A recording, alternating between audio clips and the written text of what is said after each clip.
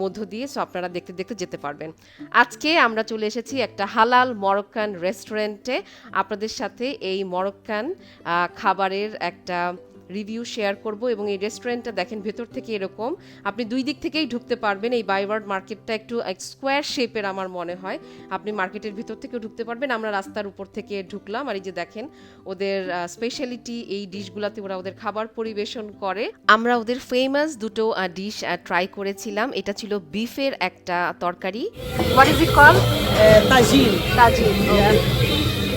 So Tajin বলতেছে, I hope আমি pronounce করলাম ঠিক মতো। অ্যান্ড চিকেনের একটা আইটেম অর্ডার করেছিলাম, অ্যান্ড এই ফ্রেশলি মেড ব্রেডসগুলো এত এত মজা ছিল, কি বলবো। চিকেনটা একটু গ্রেভি ছিল, ফ্রাইস ছিল।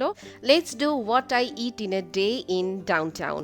সো আমাদের খাবার চলে এসেছে। আমরা অর্ডার করেছিলাম বিফ তাজিন, অ্যান্ড চিকেনের একটা আইটেম ছিল। আর এই ফ্রেশ ব্রেডগুলো এত মজা ছিল, এত ফ্লাফি ছিল। এই বান বলে না কি বলে আমি জানি না, কিন্তু খুবই গরম ছিল, অ্যান্ড ইট ওয়াজ ডিফারেন্ট, মানে অনেক বেশি ফুলফিলিং ছিল। দাঁড়ান মাংসটা একটু ট্রাই করি।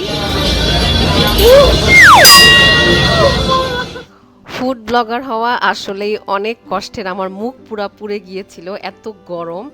আর এটা ছিল একটা চিকেনের আইটেম, চিকেন রোস্টের মতো, মনে করেন স্লো কুক করা, সাথে ফ্রাইজও ছিল, একটু ঝোল ঝোল ছিল। দিস ওয়াজ গুড টু, কিন্তু ওই তাজিন ওয়াজ লাইক মানে অ্যামেজিং। মানে দেখেন মাংসগুলা অনেক ফ্যাট চর্বি দিয়ে রান্না করছে, আর অনেক আলু বোখারা দেওয়া ছিল, প্লামস বা প্রুনস। সো অনেক মজা লাগছে, একদম আমাদের দেশের গরুর মাংসের মতোই মনে হচ্ছিল। কয়েকদিন আগেই তো কোরবানির ঈদ গেল, তো আমার কাছে মনে হচ্ছিল যে ওই বাসার রান্না করা গরুর মাংস খাচ্ছি। আর এটা ছিল ওদের মরক্কান একটা ফেমাস ড্রিঙ্ক, পমস, আপেলের জুস ছিল। আমার কাছে এটা খেতে বেশ ভালো লেগেছে, ওরা রিকমেন্ড করেছিল এটা।